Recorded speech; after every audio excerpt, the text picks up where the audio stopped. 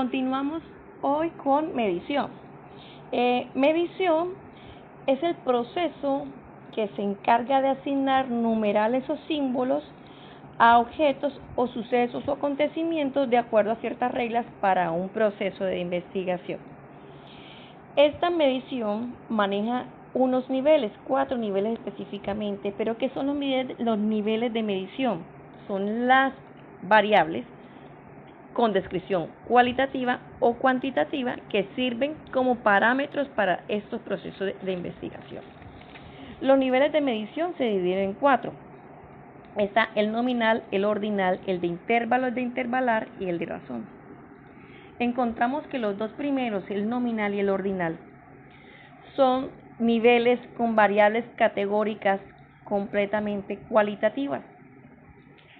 El nivel nominal se identifica por clases o categorías para poder diferenciar una de las otras cualidades o de las diferentes situaciones. Ejemplo, encontramos los miembros de una comunidad y queremos poderlas dividir o identificar con sus diferentes cualidades o carencias. Por ejemplo, encontramos 5 personas que se encuentran en proceso de analfabetismo y otras 10 que sí son alfabetas porque han culminado con sus estudios. Seguimos con el nivel ordinal, que establece el orden de un rango que tiene más características que el otro, que es el nominal, y más clasificaciones organizadas de acuerdo a las características de la descripción. Entonces podemos trabajar, por ejemplo, en la comuna 6 de Barranca Bermeja, encontramos, vamos a clasificar las diferentes organizaciones, por ejemplo, la Junta de Acción Comunal, del 1 al 10, vamos a clasificar el número más alto del rango, sería al presidente de la Junta, el vicepresidente sería el número 9, y el primer secretario sería el número 8, etcétera. Entonces encontramos que en estos dos niveles se hablan de variables categóricas totalmente cualitativas y que estos números tienden a ser solamente trabajarse como unas etiquetas para poder facilitar la comparación entre esas variables. Continuamos con el nivel de intervalo, de intervalar, que esta escala de unidades iguales no tiene un punto cero para poderse encontrar y se encuentra arbitrariamente y significa que la suma varía de acuerdo a la valoración. Siempre es cuantitativa, una característica, y esta ayuda a comprender la diferencia entre dos variables. Calcula la medida de dos variables y se trabaja con números naturales o enteros, 1, 2, 3, 4, 5, 6, 7. Luego pasamos al nivel de razón. De la razón, este nivel tiene la misma característica que el de intervalo, pero es más rica en cuanto a la información que proporciona porque posee todas las propiedades de todos los niveles anteriormente nombrados, y la idea es medir propiedades físicas como peso, altura, volumen. Entonces aquí sí irían números como 1,80 cuando hablamos de medidas de seres humanos. La comunidad, pues encontramos que en la comunidad hay encontramos que los indígenas tienen una medida específica que no pasa de 1,60 por sus características culturales. Continuamos con la otra compañera. Gracias.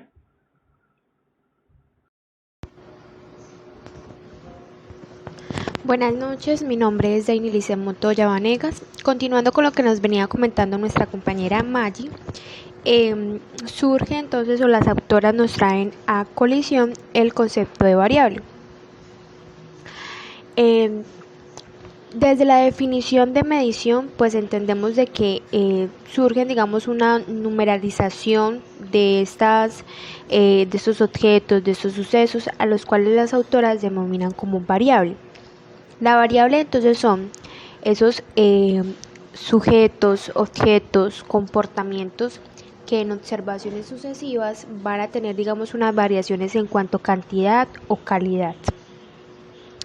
Esto es muy importante tenerlo en cuenta o tenerlo claro, dado que determinada la naturaleza de las variables, pues pueden existir o existen, como lo plantean las autoras, dos variables, la variable cuantitativa y la variable cualitativa.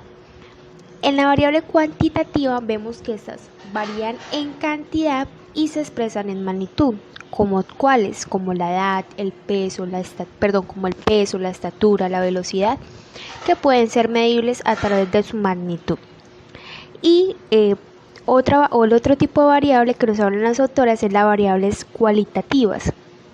Estas, por supuesto, van a variar en calidad y se expresan en atributos, como cuáles, como el nivel de escolaridad, como en la profesión, como la educación, la salud, etc. Ahora bien, cuando hablamos de niveles de medición, nos señalan las autoras que las operaciones que se deben realizar en estos niveles pues están muy a la mano o dependen demasiado del alcance de las variables, es decir, dependiendo de las variables que estamos obteniendo, bien sean cuantitativas o cualitativas, asimismo pues debemos escoger nuestro nivel de medición.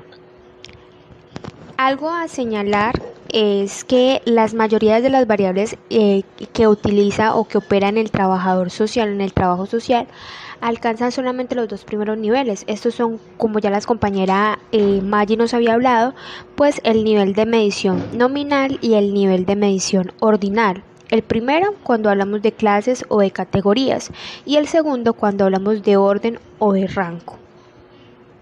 También cabe destacar que solamente algunas variables, como ya la había mencionado, como la estatura, la velocidad, el peso, pueden ser medibles directamente. Las otras, como las variables cualitativas, requieren entonces de un proceso de operacionalización. La operacionalización de variable nos dice que por operacionalización, las autoras nos dicen que es el proceso de descomponer en todos los elementos que componen la variable, ¿cierto? Entonces, el proceso en el cual descomponemos todos los elementos o descomponemos la variable en sus diferentes elementos, de tal manera que ésta quede susceptible a ser medida. Estos elementos de la variable los vamos a denominar, o las autoras los llaman, como dimensiones o subdimensiones, y sus equivalentes conductuales, es decir, lo que podemos observar, lo vamos a denominar, las autoras lo denominan como indicadores. Ellas nos determinan que en el proceso de operacionalización hay unos pasos. El primer paso es definir la variable en sus términos reales, es decir, darle a esa variable un concepto que nos permita entender y comprender cuáles son los elementos que la integran. El segundo paso, obviamente, es como investigadores debemos buscar los elementos que van a ser parte o que van a formar parte de nuestras dimensiones y subdimensiones. Y el tercer y último paso es obviamente identificar dentro de esas subdimensiones los indicadores a través de los cuales se medirá esta variable. Como vemos en la imagen, de una sola variable pueden surgir 1, 2, 3 hasta 4 dimensiones, dependiendo de qué tan compleja y qué tan integral sea la variable. Y dentro de cada una de sus dimensiones pueden surgir 1, 2, 3, 4 hasta 5 indicadores. Todo depende de qué tan complejo sea la variable.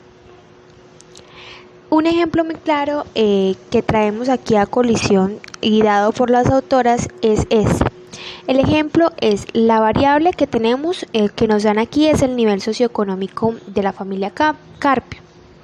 El primer paso, como ya nos había indicado las autoras, es el de definición de la variable. Entonces, esta variable se define como la situación que se da en una familia o en un individuo según sus ingresos, su educación y su ocupación. Como vemos, al momento de definir, como investigadores, podemos destacar que los elementos que conforman o que nos ayudan o que nos permiten comprender esta variable son estos tres: los ingresos, su educación y su ocupación. Por lo tanto, aquí nos surgirán tres variables, tres dimensiones. En la primera dimensión, que es la dimensión del ingreso, vemos que al momento de evaluar o de analizar los ingresos que puedan tener esta familia, pues se nos exige que la subdividamos en otros dos elementos o nuestros dos componentes, como si bien sea los ingresos que están dados por medio del dinero, que es algo monetario, que es algo tangible, o en especie. Listo. Cuando hablamos de dinero como subdimensión, entonces vemos que en los indicadores lo que podemos observar es el sueldo base que tiene, por ejemplo, la madre cabeza de familia de este hogar, que es la que labora, las bonificaciones que le dan a ella en su empleo, las gratificaciones. Y si hablamos de ingresos en especie, pues es todo ingreso o todo digamos, inmueble que pueda tener esta familia. Su casa, si su casa es arrendada o si es propia, el vestuario, la educación, si tienen terrenos, entre otras. En cuanto a la dimensión de educación, tenemos entonces que hay obviamente diferentes tipos de niveles de educación, bien sea que las personas estén sin estudios, que sean personas con estudios básicos o especiales o universitarios. Aquí es muy importante tener en cuenta de que cómo vamos a destacar nuestros indicadores. En el caso de los estudios básicos, pues son personas que son analfabetas, por lo tanto no tienen estudio, o que solamente tienen medio bachillerato, o que tienen el bachillerato completo, que estudiaron hasta 9º grado, entre otros. Y en cuanto a los estudios universitarios, es importante destacar si son estudios completos, es decir, que ya tienen su título, o si son estudios incompletos, como en el caso de nosotros que estamos realizando unos estudios universitarios que aún no tenemos nuestro título. En cuanto a la ocupación, a la dimensión de ocupación, pues es muy importante saber si los miembros de esta familia están sin trabajo o con trabajo. ¿Por qué? Porque es importante saber qué tipo de trabajo tienen, qué tipo de contrato tienen, si es un empleador público, particular, si es un trabajador ocasional. Todo esto nos va a conformar o nos va a integrar y nos va a permitir medir esta variable. ¿Listo? Otro punto interesante que nos hablan aquí las autoras es acerca del colectivo y la muestra. Ellas nos dicen que las variables que hemos mencionado anteriormente, cuantitativas y cualitativas, y que nos interesan estudiar, las encontramos ¿dónde? En los grupos formados, ya sea por un número infinito de elementos o grupos formados por números finitos de elementos. El número total, la suma total de esos elementos, bien sea si son finitos o infinitos, los llamaremos o ellas los llaman colectivos, colectivo, universo o población. Diremos entonces que el colectivo es ese conjunto de elementos que participan a lo menos o que comparten a lo menos una característica en común. Y obviamente cualquier parte de este colectivo, entonces, o cualquier subconjunto de este colectivo, nos va a, o las autoras nos lo llaman o lo nombran como muestra. Un ejemplo muy claro que podemos tener aquí es, digamos que necesitamos realizar algún tipo de intervención con una población. Para poder escoger nuestra población o nuestro colectivo, pues en un ejemplo serían los estudiantes de trabajo social de Unipaz. Ese sería nuestro colectivo, nuestra población en general, ¿cierto? Pero obviamente, dadas las exigencias del proceso, dado la necesidad de delimitar el proceso, necesitamos escoger un subconjunto que nos represente. Recordemos que la muestra es una parte representativa, por lo general se pretende que sea representativa de ese colectivo en general. Entonces, una muestra en este caso podría ser los estudiantes de trabajo social de 7º semestre, jornada nocturna, ¿cierto? Otro ejemplo que podemos traer a colación, un trabajador social que va a trabajar, digamos, en una empresa como lo es, aterrizamos aquí a Barranca Bermeja, Ecopetrol, la empresa de Ecopetrol de petróleos en Barranca Bermeja, y entonces debe atender a todos los trabajadores. Su colectivo va a ser entonces empleados, obreros, los empleados de la parte administrativa, de planta, en general todos los trabajadores de esta empresa. Sin embargo, si dado el caso, el trabajador requiere hacer, digamos, una intervención más específica, pues puede tomar de ese colectivo una muestra, que en su caso un ejemplo sería, digamos, los trabajadores del área administrativa de la empresa Ecopetrol de Barranca Bermeja. Esa sería su muestra. Pero aquí las autoras nos agregan algo muy importante, y es que esta muestra y este colectivo pueden digamos, cambiar su naturaleza. ¿Cómo así? El colectivo, dado, digamos, implicaciones específicas, puede convertirse en una muestra de un colectivo aún más grande. Y la muestra puede convertirse en un colectivo de una muestra aún más pequeña. Un ejemplo, retomemos los ejemplos que ya teníamos.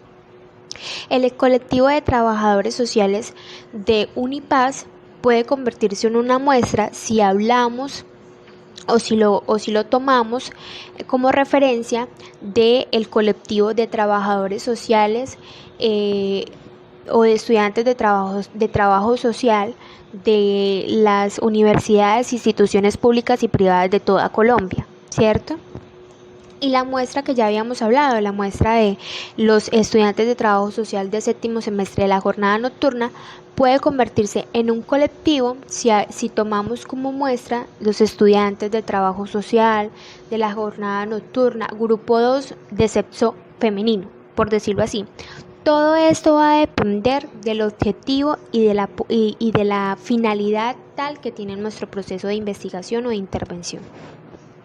Las autoras traen a colección a una autora que es Teresa Segure. Ella, a través de sus cuadernos de estadística, nos dice o nos estipula que existen 3 tipos de muestra: la accidental, la intencionada o de elección razonada, la probabilísticas, aleatorias o al azar. En la intencional, la autora nos dice que del subconjunto de los colectivos cuyos elementos son casos de la población, estas muestras intencionales van a ser aquellos elementos de la población que hayamos podido obtener en el momento o que ya están estipulados. Es decir, esta muestra no puede generalizar al colectivo y no nos va a generar ninguna seguridad de que sea o no sea representativa de este. La segunda muestra, que es la muestra intencionada o de elección razonada, aquí la autora nos plantea que estos elementos ya han sido escogidos previamente, dada, digamos, una intención o el investigador ha realizado un proceso de análisis de las características propias del colectivo y ha, de manera razonada, elegido cada una de esos participantes que permitan, obviamente, representar en gran medida al colectivo como tal.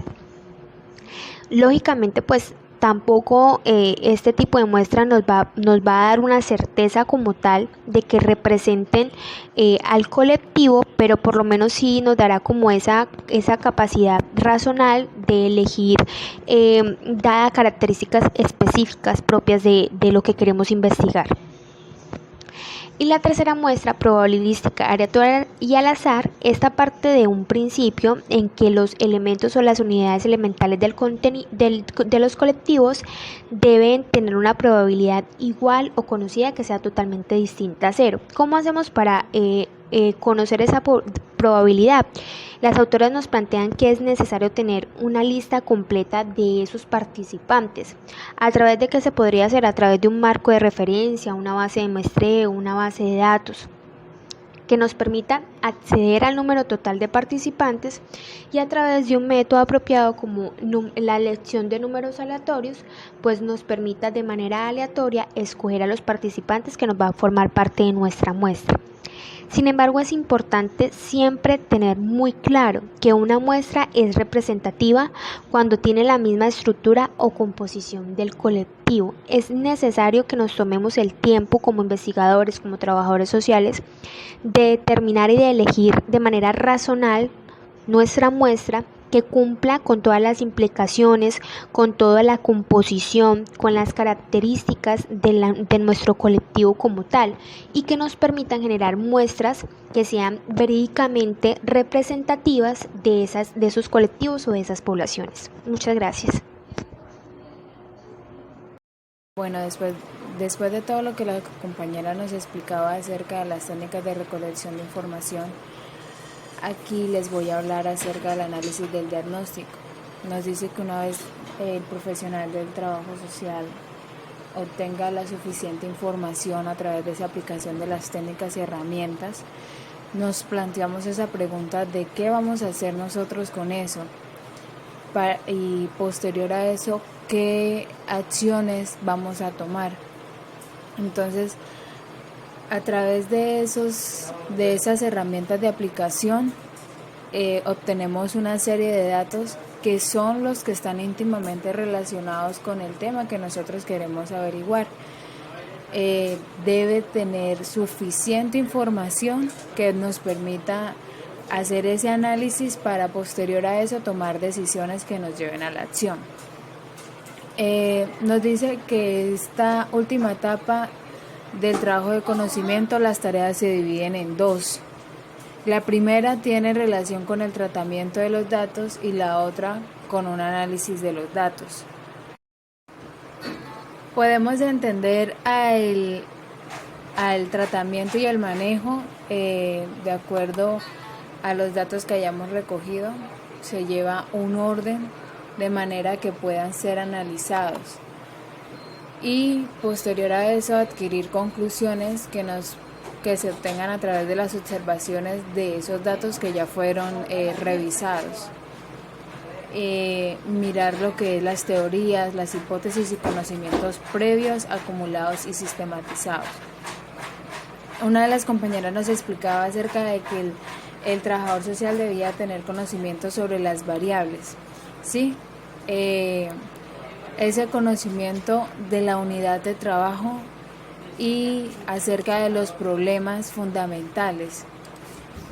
Entonces, en esta etapa del análisis se debe determinar qué es lo que vamos a investigar para así mirar si esa información nos sirve para conformar nuevas ideas.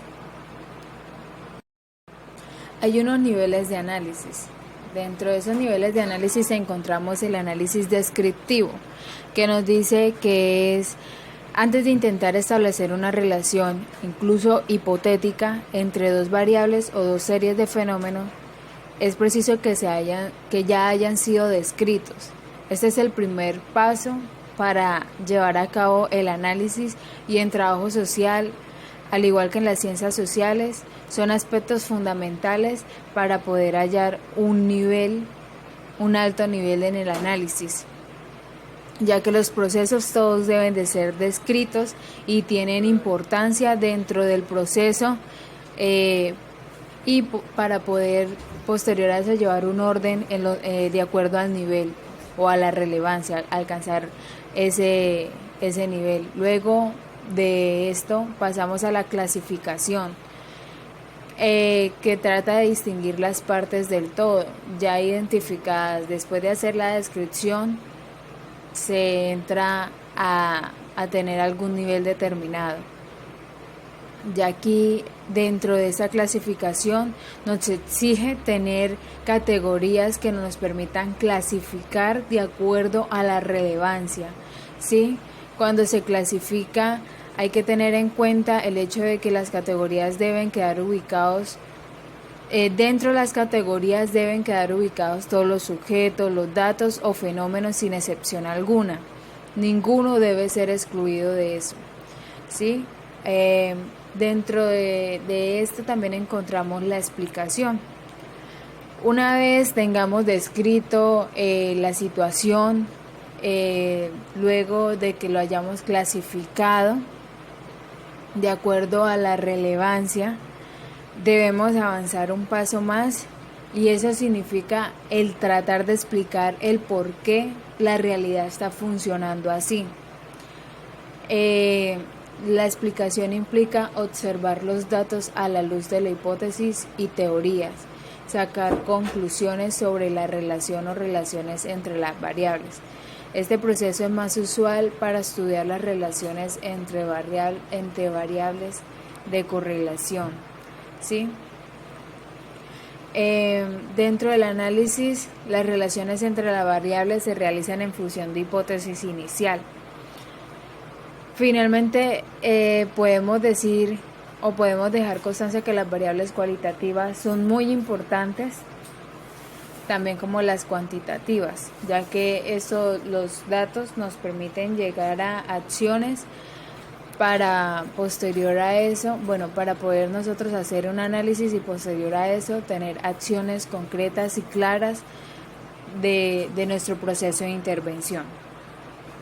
Ahora les voy a explicar acerca de la prognosis. La prognosis es algo que solo se va a basar o solo se lleva a cabo cuando lo estamos trabajando con datos cuantitativos, que es esos cambios que pueden ocurrir hacia el futuro, ¿sí? Cuando se hace una proyección en el tiempo de los comportamientos de las variables que ya una vez hemos analizado, hemos descrito, hemos estudiado. Entonces la prognosis se hace para mirar si va a haber una variación en esos datos o en esas variables que ya hemos estudiado. Luego sigue el diseño del diagnóstico. Sabemos que